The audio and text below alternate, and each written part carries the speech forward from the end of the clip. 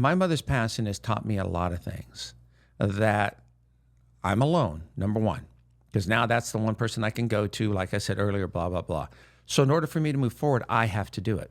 It's made me a stronger person. It's made me more aware of people in my life, who I want in my life, who I don't want in my life. It's made me more honest to myself. It's made me a better person. And it's also allowed me to take a look at work I do and realize I only got today. So if someone's trusting me to do something, I need to do it today. I can't have excuses anymore. I lived my whole life with excuses. Like I said before, every other day was an excuse. And the passing of someone teaches us something. What each of us learn from it, I don't know. I learned that it's okay to cry. Hell, I cry all the time. Literally. Hell, I cry at cartoons because there's some really sad cartoons. I cry at videos. That's just who I am. I don't care if you judge me. I don't give a shit if you like it or not. I don't care if you think it's macho or unmacho. It's tears, and they're real. One thing with me, I only cry when either it's very hurt or if I get so angry that I can't go any further with it. And now I realize it's okay to have those moments where I'll start crying and 2 minutes later, I'll be done. Then I think, what the hell am I crying about? Then I realize it's something, it's an emotion, it's a feeling, it's a loss. It's something right at that moment that affects me. And I'm okay with that. I literally am okay with it. I just think it's a wonderful thing because it's a cleansing thing for the soul. It's just a good feeling. Losing someone you love is never easy. And I think we all know that. Also, many times when we lose people, one of the first things people say is, well, the person was this, the person was that, the person did this, the negative thing.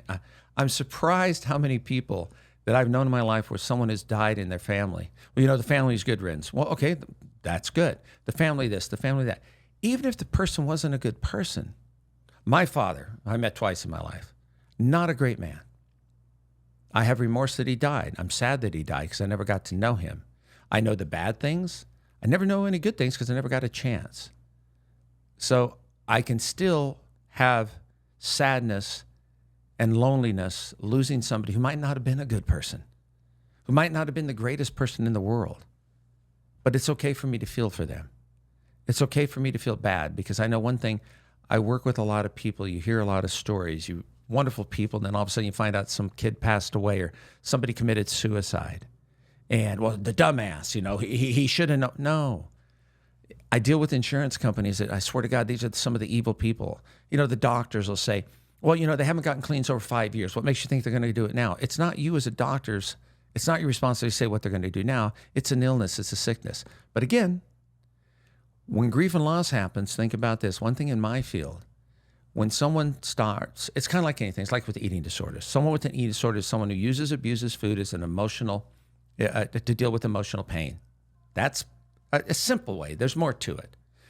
But if you don't know what to do, you're going to go to something that feels good. So many people I talk to when they stop drinking or doing drugs or what have you, they feel a sense of loss, grief and loss, because that was their friend.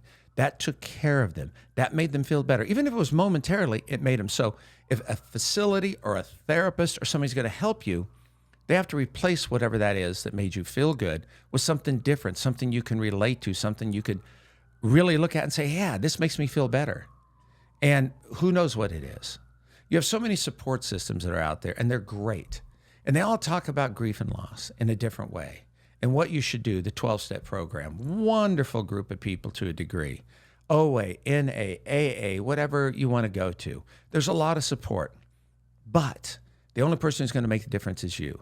If you're losing whatever it is you're addicted to, if you're losing that, you've got to take the time to find something to replace it. Might never give you the same high, because if you think about it, those of us who are addicts, it's at that moment that we get that pleasure. And then when that high is gone, health, physical and medical, everything goes down the toilet. Relationships end. Many people, I've said this before, went to court with a woman who had her third DUI. She hit a guy on PCH Highway. She says to the judge, well, Judge, he wouldn't have died if he wasn't on the PCH Highway at 3 a.m. Wow. You talk about someone who's void of any common sense or anything that's reality, and she stuck to it. She freaking stuck to that. No remorse because it wasn't her fault. And this was her third or fourth DUI. Someone like that, that's, To me, that's evil. And people always want, what's evil? Well, I think evil is the absence of God in your life. Or if you don't choose God, it might be spirituality or something like that. It's an absence of something, because there are evil people, selfish, self-centered people like that. Grief and loss to her, I can imagine. I just can imagine how this lady would take anything. She was so far gone that she had no remorse. She had no concern for others. Now, her story, there's some understanding why, but that's not an excuse.